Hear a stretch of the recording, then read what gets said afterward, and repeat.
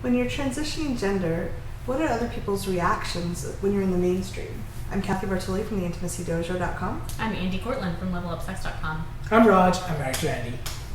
Thanks for being here.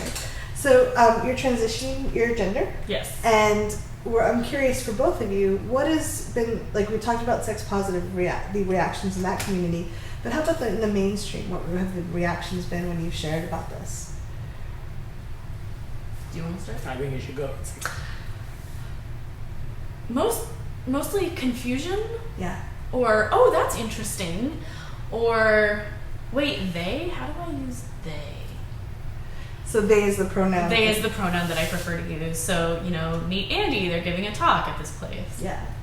Yeah, I don't think mainstream people are as educated. The sex positive community is very educated.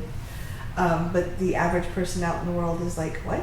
Right, why would you want to use they? I mean, you were born a girl, right? So you should use like she. Girl. I look super feminine. I'm 5'1". I have a lighter voice. I am curvy. It's hard to not get read as feminine. Yeah. But then I don't feel like a guy either. Yeah. So I'm not... You get to be human. I get to be human, exactly. I feel like a human, just treat me like a human. It's kind of what I'd like, but I think the reaction is confusion, as in, what do you mean? Are you a boy or a girl? And I just say no. Our culture is so binary. Right. In general, like you must fit into this category or you don't exist. Right, exactly. But I exist. I love you guys.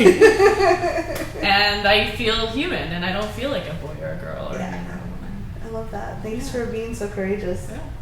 How about you, Raj? Have you shared about you're married, your partner is transitioning, like what has been the response? A little bit of the same confusion where it's like, oh, what does that mean for your marriage? Like, how does that work for you? I try to answer it as best as I can. The one confusion I see is that often, I refer to her as she instead of they because that's the agreement we have. But people around us, our friends, etc., often when I'm in a crowd with them, take their cues for what pronouns to use from me. Mm-hmm. And that can be very confusing because at that time they don't know whether to use they or she. Mm-hmm. Right. So that's an interesting thing that I'm noticing a lot. Yeah. And you're in San Francisco. I think people are a little more educated than in general. But if you had people, I've heard in mainstream culture, like if the husband can't, does it make? If people asked about how that makes you feel about your masculinity or your sexuality or your identity. That's a hard one. I mean, we have certain expectations of what masculinity means, and sometimes it does feel like that's a little bit threatened. Mm-hmm. And I'm like, if I were man enough, would that change? Would that be different? And that's just normal. But I have to remind myself that it really has nothing to do with me or my masculinity. It's more about just what she is and who she is as a person, and it's sort of my responsibility to figure out who I am as a person. Mm-hmm. So both of us have to get outside of social norms and restrictions and sort of figure out our own identities. Yeah. No, and I love that. I love that you've come to clarity with yourself. Yeah.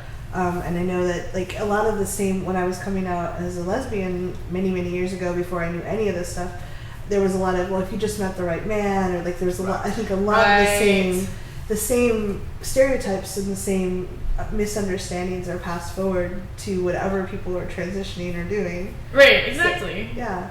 Well, I love that you shared this, and I hope that it helps people. If you have any questions or thoughts about this, we'd love to hear. Please leave comments below. We'll try to get back to you. Thank you. Thanks.